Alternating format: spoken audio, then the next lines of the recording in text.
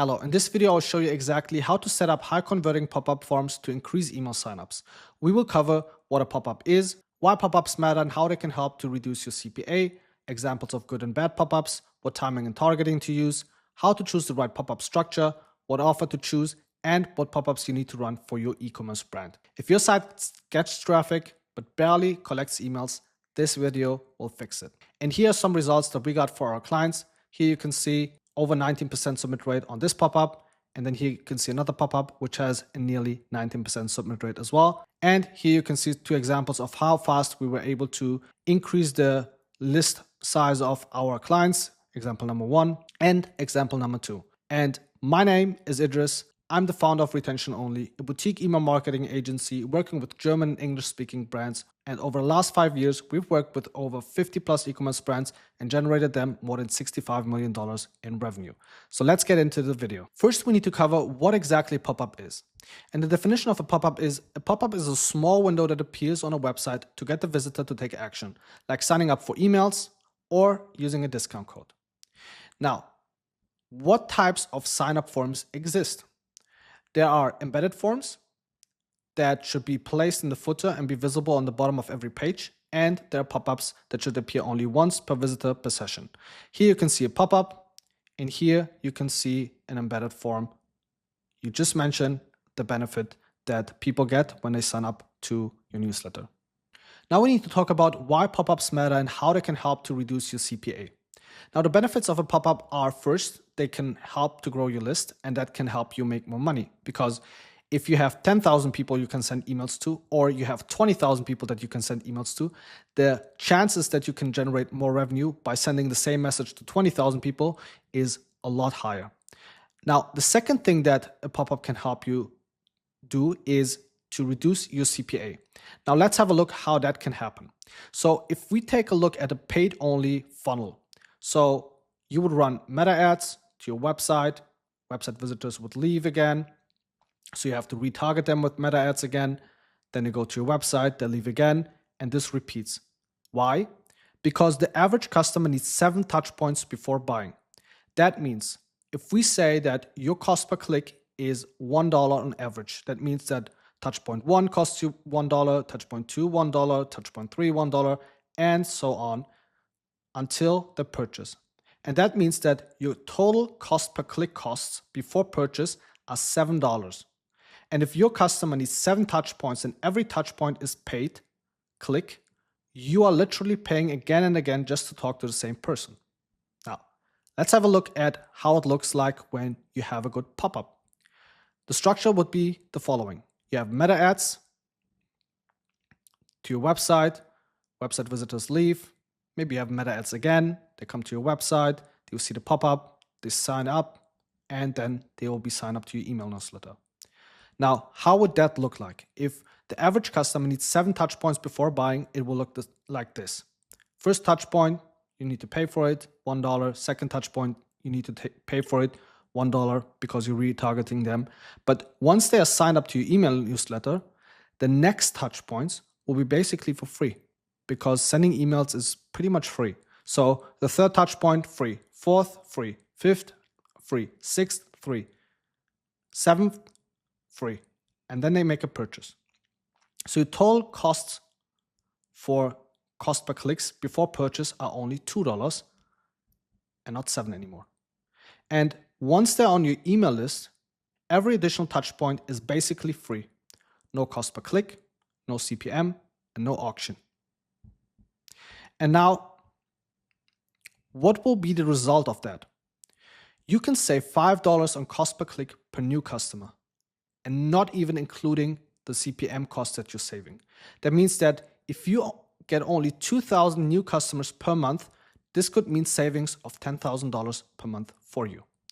And the second thing is, pop-ups don't just grow your list, they can help to reduce your CPA too, because your pop-up is not about email marketing. It's about moving expensive touch points into a free channel.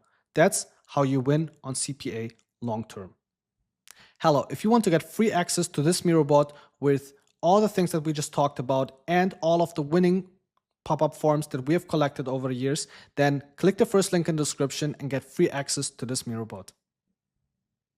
Now let's have a look at good and bad pop-ups. First, let's start with low performing pop-ups, and I'll tell you why they're low performing. Here you can see the first pop-up where they're asking for the first name, the email, and the phone number, all in one step.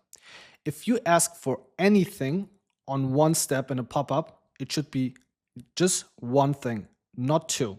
So that's the first thing. And here they're asking for three things. The second thing is you should never ask for the first name, because once the person buys, you have their first name. And the first name doesn't help you to convert them to new customers. So you don't need it. And if you don't need it, don't ask for it, because it will just hurt your conversion. And so what you need to do, or what this brand needs to do in this example, is to just have email, first step, and in the second step, they would ask for the phone number. Second pop-up. Here we have a countdown timer, and they're asking who you're shopping for today, myself or someone else. And then here we see the same thing. They're asking for three things in the same step, which will just create friction, and people won't do that and just close the pop-up. Next example. Here you see the offer is 1 free express shipping. That's an okay offer, but then nobody wants to join the VIP club. But if you say get free express shipping or claim your free express shipping, then people will sign up. So the CTA is also really important when we are talking about pop-ups. Now, let's have a look at the next one. And the next one, what the issue is that, first of all, this is a lot of copy, and I think it's totally unnecessary, because it would just confuse people, because they would probably just start to read it, and then it's too much and it's too small, and then they will just click the pop-up away. And the second thing is, your main pop-up should stand out. But here in this case, first they have 2 lines, and then the no thanks is as big as the get 10% off now. So if you're doing something like this, just have get 10% off now without when you sign up for emails. And then in the second step, no thanks, make it like in the background color and just have it like in black. So it's not as in your face as the main CTA that you want people to click on. Then let's have a look at this pop-up here. They have social proof. They're asking for what activity do you want to perform better in, which is good. They have a good offer, 54% off plus 2 free gifts. But the issue is it's too crowded. It's just too much for people. And they would just see this and think, oh no, this costs too much energy to read. And they will just click here and close the pop-up. So you need to make it a lot shorter. Less copy is better, especially in a pop-up. And you don't need all of that. You can just say unlock 54% off plus 2 free gifts, then this, and then you can have this. And you remove this, and the pop-up will perform better, guaranteed. So now let's have a look at some good pop-ups. Here you see the first one, unlock up to 30% off. To claim it, please tell us your #1 wellness goal. And then they click on one of those, type in the email, and then they'll receive it. That's the first one, and that's a really good one. Then let's have a look at the one from Obvi. And in Obvi's example, what happens is they're saying you get 20% off. Just click one of these, you click it, then they will ask for your email, and then they will ask for your number. Really simple, not too much copy, great incentive. Here with O Positive, they have this here, which is spinning, which is a GIF, and it will land on 20%. And then you give your email. So it's very beautiful, very visual, very playful, and people like to opt into and play these kind of things. Email, SMS, and then they get the code. Here you see another great one. You've got a mystery discount claim offer. You just click here, and then it says, give me your email. And it says number, and then here you have the code. Here we have another great one. Would you like to unlock our new welcome kit? And then I have this price anchoring, which is just $54, and then claim my free welcome kit. Some more things free. just the email, very beautiful pop-up, and then here, claim to my welcome kit. Then we have another one, very, very simple one, which is even my favorite because it's working the best. 10% off your first order. And it's based on the commitment and consistency principle of Dr. Robert Cialdini from his book, Influence. And if someone says yes to a question, they'll be more likely to follow up with what they've said and be committed and give you the email and then sign up, use the email and buy from you. Now, how to choose the right pop-up structure. So what I recommend and what we are doing for our clients is to first test this pop-up structure here because it's just working the best. So whatever the offer is, want, incentive, yes, no. 10% off your first order, yes, no. That's the first one that we use because it's an evergreen, it's always working, and it's by far the most effective pop-up you can use. Then the next one that we are using and testing is a pop-up like this one, where they get an incentive and they can claim it. And then you're asking for the email and then for the pop-up. And then the last one is one where you get zero-party data. I would recommend that, especially if you have a lot of different brand products that help with different issues. Then you can have a pop-up like this and send them to specific welcome flows that will handle and talk about a specific issue and how your products help them to solve it, especially if they have these different types of problems that they're solving for the customers. If you send them to a general welcome flow, of course, it won't perform as well as a personalized one for people who want to lose weight, one for people who want to boost their energy, and so on. That's the third one that I would test, and exactly in this order, because here you cannot make any mistakes, here also not, and here you need to find out, okay, what do you want to ask for? Is that information actually helping you or not? But I've seen these two working the best so far, and this is what I would recommend. Now, the next question is what offer to choose. And what you can do and what works for every brand is to just give them 10% off. You cannot do anything wrong with that. And that's the first that we test for clients. And then what we do is we test it against a mystery discount, because some customers and website visitors just love like mystery and surprises and gifts. And so you can test this angle for them and see if it works for your target audience. And then once you test these both against each other, what you will track is not the submit rate, because if this pop-up works and I have another pop-up and I say, you can win a car worth $5,000, what do you think? Will this pop-up perform better, or the pop-up with the car worth $5,000 that we will send to one of our subscribers of this month? Yeah, of course, the pop-up with the car. Now, but the conversion rate of those people that signed up to the giveaway would be a lot less than the conversion rate of the people that sign up to the 10% discount code.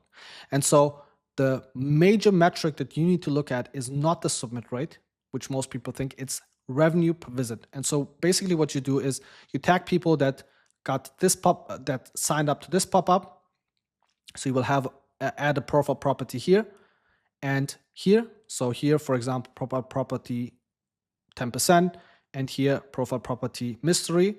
And then what you will do is you'll create segments and you will look at the customers that came through, the amount of people that came through this pop-up and this pop-up in different segments. And you will have a look at how much the customers here have spent and how many of those have converted and how many of those. And then you will look at the revenue that those have created and these ones have created. And then you will look at, okay, who had a higher revenue per visit? And this is the pop-up that you want to optimize for.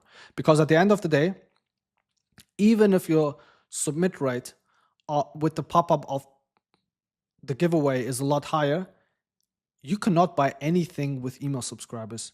You can only buy stuff and pay your bills with money. And so we have to optimize for revenue per visit. And that's what you would do. So you would test 10% off against mystery discount, see where you have a higher revenue per visit. And then the next thing that I like to do and that we have done for some brands is then we're not giving a 10% discount code here. Let's say this one has worked, the mystery discount. The next step would be to test the mystery discount where we're giving 10% against the mystery discount where we're giving 5%. And maybe the conversion rate is exactly the same. And if the conversion rate is the same, what happens is, and the submit rate is the same, because the submit rate will be the same, you will send the mystery discount via email. So if the submit rate is the same and the conversion rate is the same, then you could just save 5% on margin and give 5% less on discount. And we've done it for a client, and he had an AOV of $140. And so 10% discount code was $14 off. And then we tested that against the mystery discount, and then we tested that against giving $5 off. And what happened is $5, the mystery discount outperformed, and then the mystery discount with 10% performed exactly the same as the mystery discount with $5 off. And so now, based on the new customers, I think they're saving around $15,500 per month in profit because they're not giving 10% off, but only $5 off. And so this is what I would do when it comes to offers. So first test 10%, then mystery discount, and then try to reduce your mystery discount, let's say from 10% to 5%, and see if submit rate and revenue per visit and conversion rate stays the same. Now I want to talk about the timing and targeting settings we're using for our pop-ups for our clients. Now, the first thing that we do is when visitor is exiting the page is enabled. So if someone wants to exit the page, the pop-up will trigger. The second is after time delay of around 20 to 30 seconds, we want to trigger the pop-up. So we're giving people enough time to scroll through the website, have a look before the pop-up is triggering. There's nothing more annoying than you going to a new website, you don't know the brand, you don't really know what they're selling, and then a pop-up appears right in your face. It's just interrupting and it's just annoying. And so we want to avoid that. And for some brands, what we're doing is we will have a look at their Google account and we will see how long someone spends on their website. And based on that, we will trigger the pop-up a few seconds after the average time duration of someone spending on the website. And then the last one is after visitors scrolled a certain amount of the page. So in this case, we like to use 80%. So we want to give people the opportunity to scroll through the page. That means that with this setting, the pop-up would trigger if I scroll to 80% of the page. So probably right after here, the pop-up would trigger. And if any one of these happens, so if the person is trying to exiting the page or is on the page for longer than 30 seconds or has scrolled 80% of the page, if any one of these happen, then the pop-up will get triggered. And then if visitor closes form, show again after 3 days. That's what we choose. And also we are clicking this or enabling this because you don't want to show a pop-up to someone again when they have closed the last one. That's super annoying. And then when it comes to the targeting, what we are doing is show to specific profiles in the list or segment, and then we exclude certain lists and segments, and we exclude all of the email subscribers. What we are seeing a lot of agencies are doing is don't show to existing Klaviyo profiles, but in my opinion, that makes no sense. So that would mean that, let's say I've bought from my Obvi, and now I've received an email, I go to their website, and I will not see this pop-up because you already have my email. But when I would see this pop up and I would get a $5 discount, it will increase my conversion rate and I'll be more likely to buy from you. So it's a good trigger to get people to repurchase. So I would never choose don't show to existing Klaviyo profiles. And then what we do is we exclude the pop-up from certain pages. So the checkout and cart page, which is obvious.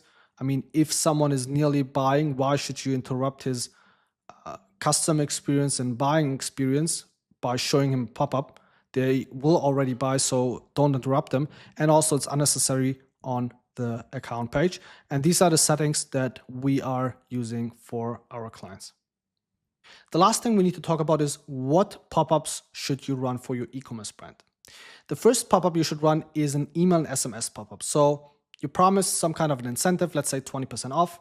Then you will ask for the email, and then you will ask for the number. So you have the chances to get the email plus their number.